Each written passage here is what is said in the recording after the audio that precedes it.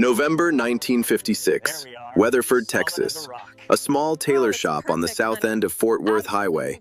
A narrow building between a hardware store and a vacant lot, with a hand-lettered sign above the door that reads, "CALLOWAY Alterations Est, 1944. At 10 in the morning, a man in a gray suit is standing at the counter with an open briefcase and the particular patience of someone who knows the meeting is already over. The woman behind the counter has both hands flat on the wood. A boy of 10 is visible in the back room doorway, holding a pair of scissors he was using before the man in the gray suit arrived. At the far end of the shop, sitting in the single customer chair beside the window, a man in a tan Stetson and a canvas jacket holds a hat he brought in for repair and is not looking at the hat. Nobody recognizes him yet. Here is the story. Dorothy Calloway is 43 years old. She came to Weatherford from Abilene in 1944 with her husband George, who had work lined up at the Parker County Courthouse and who could fix anything with his hands. Furniture, engines, clothing, whatever needed doing. George had built the shop counter himself from salvaged oak and had painted the sign above the door in the first week. He was precise and careful about everything he made. The sign was level. It has always been level. George died in the shop fire of February 1954. An electrical fault in the wall behind the pressing machine, the fire marshal said. George had gone back in for the order book, a green ledger with 12 years of customer measurements and preferences, every alteration ever done at Calloway's written in his careful hand. He was 41 years old. Dorothy identified him by his wedding ring because it was the only thing the fire had not changed. She has not moved the ring from the small dish on the kitchen windowsill, where it has sat since the hospital gave it back to her. She rebuilt the shop in the spring of 1954 with the insurance settlement, or what should have been the settlement. Hargrove Mutual Insurance had carried the Calloway policy since 1947. 11 years of premiums paid on time, every single one.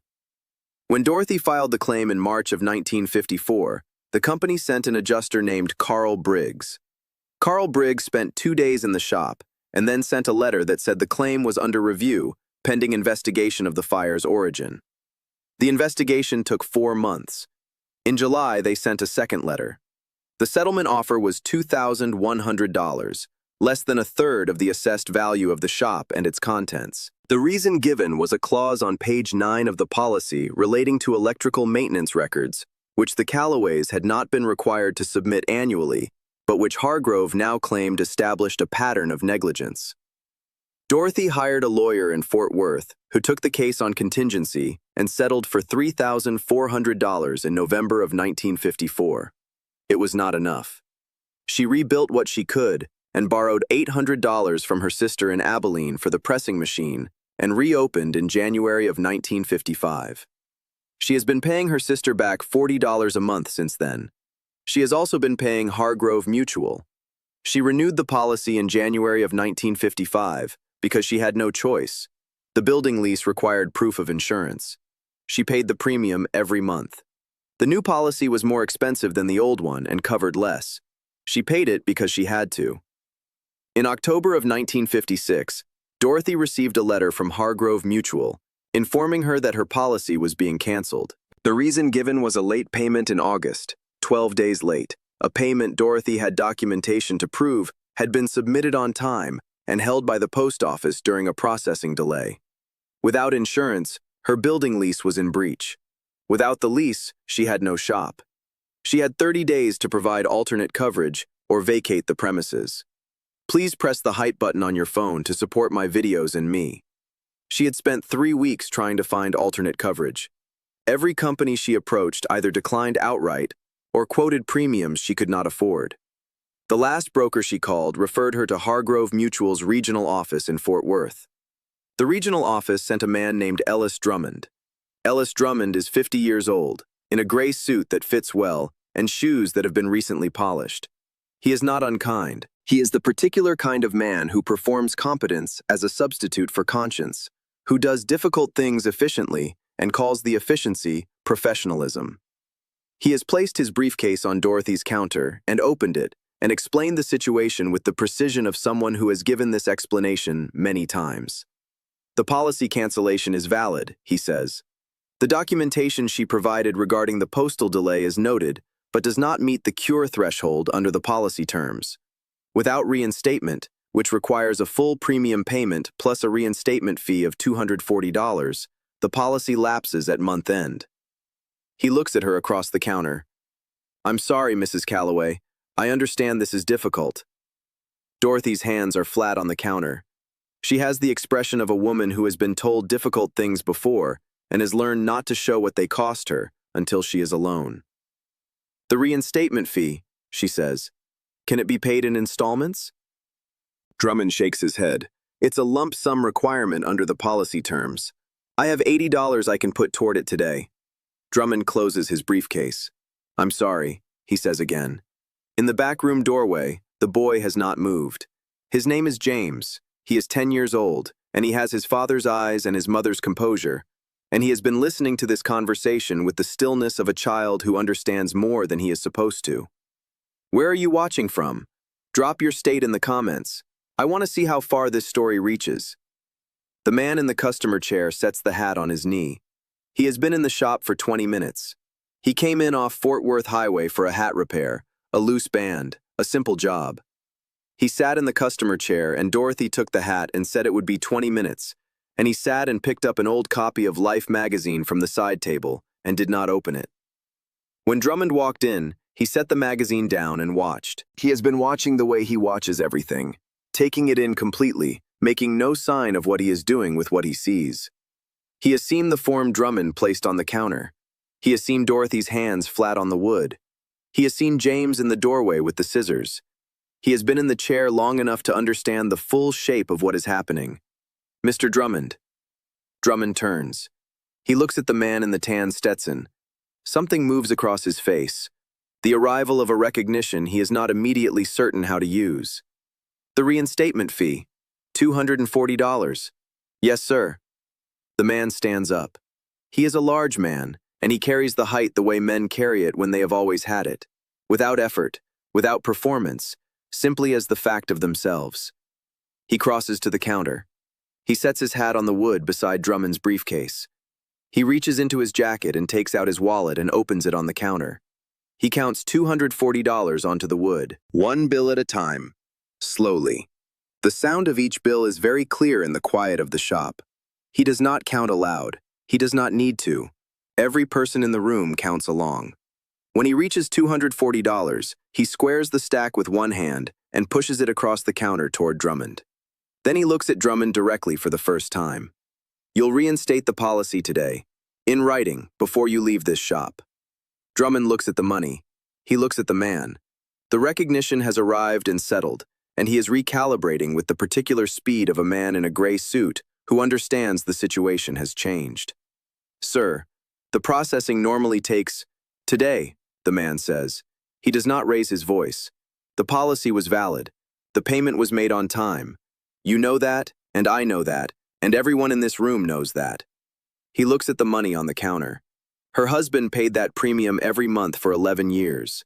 He pauses. He looks at the reinstatement form on the counter, then at Drummond.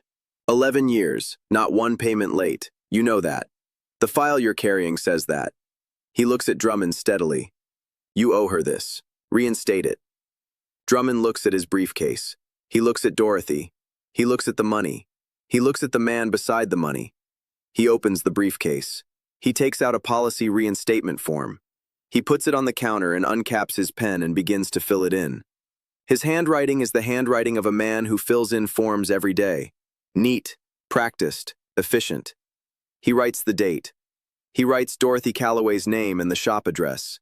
He writes the policy number from memory, which means he has known this number since he walked in and has been carrying the file in his head the whole time. He writes, "Reinstated in full, effective today." He pauses for a moment before he signs his name. Then he signs it. He takes the company's stamp from a small leather case inside the briefcase and stamps it. The ink is blue. It is official. He slides it across the counter. The man looks at it. Then he looks at Dorothy. Then he looks at Drummond. "Give it to her."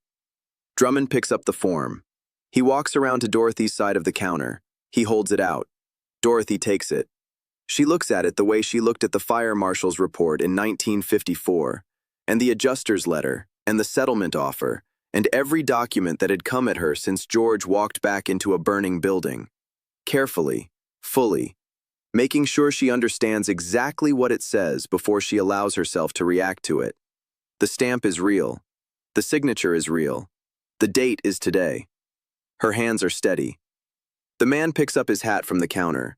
He looks at James in the back room doorway. James looks back at him with his father's eyes, steady and direct, the look of a child who has been watching adults handle things badly for 2 years and is watching one handle something right for the first time. The man looks at Dorothy. "That policy is yours," he says.